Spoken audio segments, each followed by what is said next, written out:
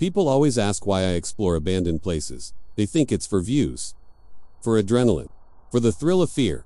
Asterisk, but the truth is, abandoned places feel honest. Asterisk, no filters, no crowds.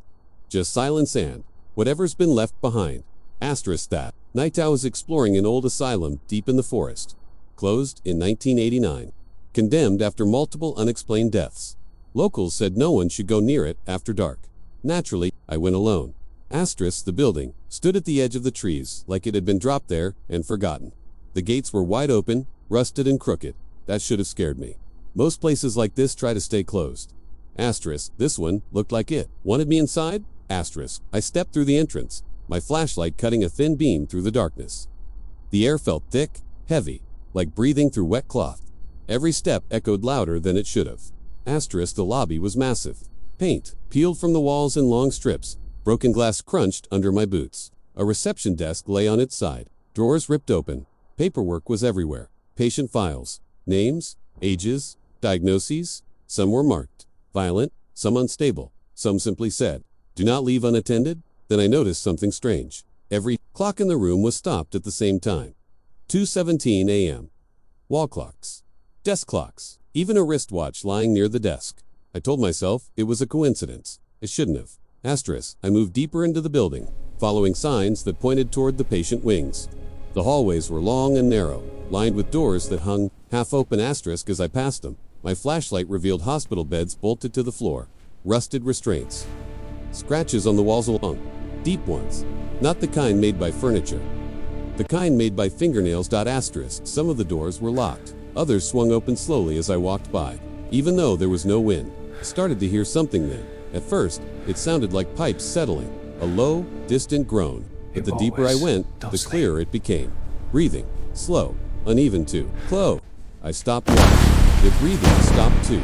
Asterisk, I whispered, "Hello?" My voice came back to me in pieces, stay back! bouncing down the hall. What is that? From somewhere behind me. Footsteps, not echoes. Actual footsteps. Stay back! Slow, careful. Asterisk, I spun around, flashlight shaking, but the hallway behind me was empty. Asterisk, I told myself it was my imagination. Old buildings make noise. Fear plays tricks on the mind. That lie lasted about 10 seconds. A metal door slammed shut somewhere above me. Hard. The sound ripped through the building like a gunshot. I jumped and almost dropped my camera. I was no longer alone. Asterisk, I climbed the stairs to the second floor, telling myself I'd do a quick sweep and leave. The stairs creaked under my weight, each step sounding louder than the last. At the top, the air changed. It smelled sweet, rotten, but sweet. The second floor was darker. My flashlight flickered, just for a moment, before steadying again. That moment was enough. Asterisk, because in that split second, I saw someone standing at the end of the hallway. Tall, thin, completely still. When the light steadied, they were gone. I froze. Every instinct screamed at me to leave. But curiosity is a dangerous thing. I moved forward slowly, heart pounding so hard I could hear it in my ears. Asterisk, halfway down the hall, I found a room with its door wide open. Asterisk, inside. The walls were covered in writing, not graffiti. Messages. IT. Watches. Don't sleep. Asterisk, I lives in the walls. 217. Over and over again. Asterisk, in the center of the room was a hospital bed. Its mattress shredded. The restraints were broken. Twisted like someone had fought their way free. Then I heard whispering. Right next to my ear. Asterisk, why? Did you come back? Asterisk, I spun around, nearly screaming. But the room was empty. That's when the door slammed shut behind me. The lights went out. Total darkness. My flashlight refused to turn on. Asterisk, I banged on the door, shouting, panic finally taking over. Something scratched softly from the other side. Slow, deliberate. Asterisk. Then the whispering returned. Not one voice. Many, overlapping, crying, laughing, begging. The door creaked open by itself. Asterisk, the hallway outside was darker than before, like the shadows had thickened, and something was standing there. It didn't have a clear shape, just a tall silhouette that seemed to bend the darkness around it. Its limbs were too long, its head tilted at an unnatural angle. Asterisk, when it moved, the hallway stretched with it. I ran, I didn't care, where just away.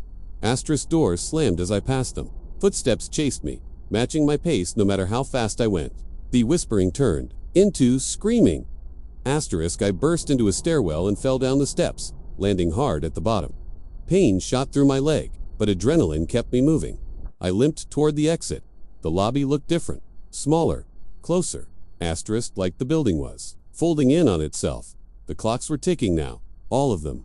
Fast. Too fast. Asterisk 2:16. Asterisk 2:16. Asterisk 2:16. The front door slammed shut. The whispering stopped. Everything went silent.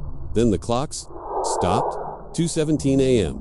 Something breathed behind me. Warm air on my neck. I didn't turn around.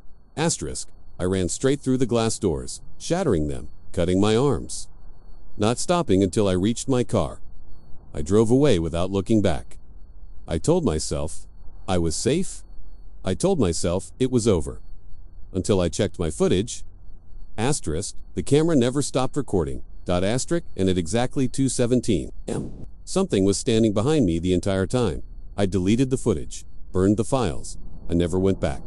Asterisk, but sometimes. When my house is quiet. Asterisk, when the lights flicker. Asterisk, when the air feels heavy. I hear breathing. Right next to my ear.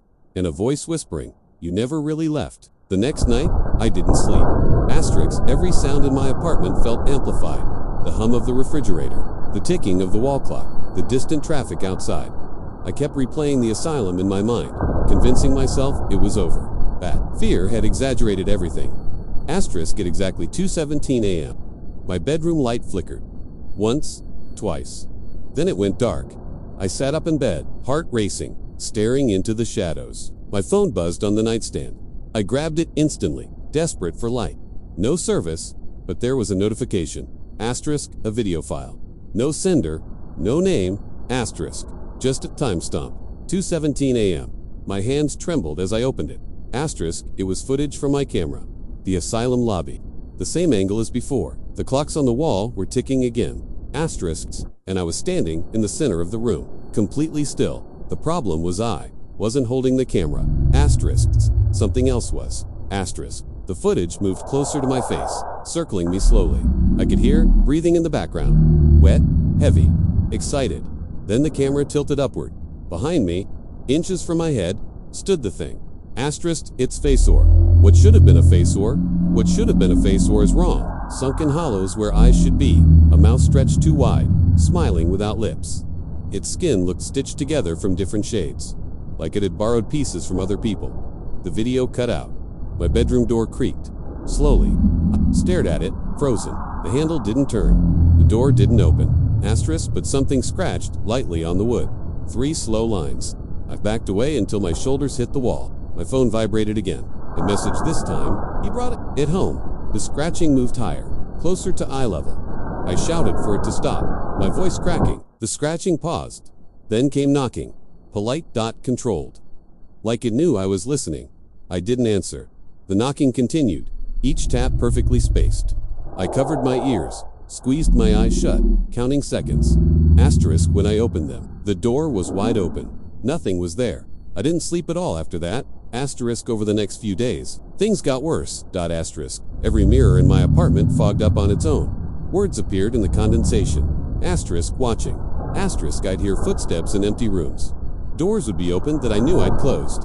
My phone battery drained constantly. Always. Dying at 2:17. Then I started losing time. Hours would disappear. I'd wake up standing in rooms I didn't remember entering. Once, I found dirt under my fingernails and dried blood on my sleeve. I hadn't left my apartment. Or so I thought. Asterisk one morning. I woke up with a printed map on my kitchen table. A map of the forest. A red circle drawn around the asylum. Asterisk on the back. Written in shaky hand. Writing asterisk, IT needs you back. Asterisk, I tried to run. Packed a bag, booked a bus ticket to another city. I told myself distance would break whatever connection I'd made. Asterisk at the bus station. Surrounded by people, I finally felt a little safer. Asterisk until every digital clock in the terminal flickered. 2:16 a.m. People around me froze. Mid-step, mid-sentence, mid-breath, th. The entire station went silent. I was the only one who could move. The screens changed. Every one of them showed the asylum hallway. And at the end of the hallway, me, standing there, smiling. Asterisk the loudspeakers crackled. 2. Life? My own voice came through, distorted. You can't leave what lives inside you. The clocks ticked. 2:17 a.m. Asterisk, everyone around me snapped back to life like nothing had happened. Conversations resumed. Laughter echoed. No one noticed me screaming. I ran. Back to my car. Back to the forest. Back to the asylum. Asterisk. I don't know why. I think it knew I would. The building looked newer somehow, less decayed. The broken glass was gone. The doors were intact. Unlocked. Inside, the lights were on. Asterisk, clean hallways. Fresh paint, no smell of rot. Asterisk footsteps echoed behind me, but this time, I didn't run. I followed them. They led me to a room at the end of the second-floor hall. A door with a single word painted on it. Asterisk return. Asterisk inside was a hospital, bed, and a mirror. I stepped closer. The reflection smiled before I did. Behind me, the breathing returned. Warm, familiar, comforting. Asterisk. The mirror cracked down the middle. Asterisk, and I finally understood. The assailant was never abandoned. It was waiting, asterisk, and now, so am I. The mirror shattered. Not outward, inward, like it was swallowing itself.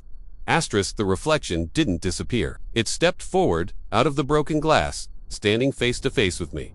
Same height, same scars, same fear in the eyes, except it was calm. Too calm. Behind me, the breathing stopped. The room felt full, even though I could only see one other figure. My double reached out and touched my chest. Asterisk. And my heart stopped beating. Not figuratively. Literally. The world went quiet. No ringing, no panic. Just silence. So complete, it felt warm. Then I heard it. A voice not from my ears, but from inside my skull. This place doesn't take people. Asterisk, it keeps what's already broken. Images flooded my mind. Patients pacing the halls. Doctors locking doors. Screams cut short. Faces pressed against walls that moved like skin. Asterisk, they weren't trapped. Asterisk, they were asterisk. Asterisk merged asterisk. Asterisk, the thing inside the asylum wasn't a monster that hunted. It was a collector. It copied people, learnt them, wore them when it needed to leave. The scratches on the walls weren't from escape attempts. They were from people trying to get out of themselves. My double smiled wider. You opened the door. Asterisk, you looked back. Asterisk, that's all it needs. I felt my body grow heavy. My legs refused to move. The room stretched, the ceiling rising higher than it should have, pulsing softly like it was breathing. The asylum wasn't a building. It was a body, and I was standing inside its chest. The double stepped backward, slowly merging into the darkness behind the mirror shards. I tried to scream, but my mouth wouldn't open. The bed restraints lifted on their own. Asterisk wrapped around my wrists. Cold, tight. The last thing I saw before the lights went out was my own reflection, lying down willingly. Asterisk went. I woke up. I was alone. The room was empty, clean, bright. A nurse stood near the door, clipboard in hand. She smiled like she'd practiced it. Good morning, she said. Do you know what time it is? I looked at the clock on the wall. 2:17 a.m. My throat tightened. Where am I? She checked her clipboard. Ravensbrook Asylum. Asterisk patient intake complete. Tried to tell her my name. A different one came out. She nodded, satisfied. Rest now, she said. You've been very active lately. As she turned to leave, I saw something carved into the inside of her wrist. 3 lines, scratches, days passed, or years. Time didn't move right anymore. Sometimes, I'd hear footsteps in the halls and recognize them. Asterisk, my footsteps. Sometimes, I'd pass mirrors and see someone else looking back. Someone scared, someone new. And sometimes, late at night, asterisk, I'd feel the building shift, like it was opening its eyes. Asterisk, because people still come. Explorers, urban legend hunters, asterisk, curious souls, with cameras and flashlights. They walk through the front doors, asterisk, they look around, and I watch them. From the second-floor hallway, standing perfectly still, waiting, asterisk, at exactly 2:17 a.m.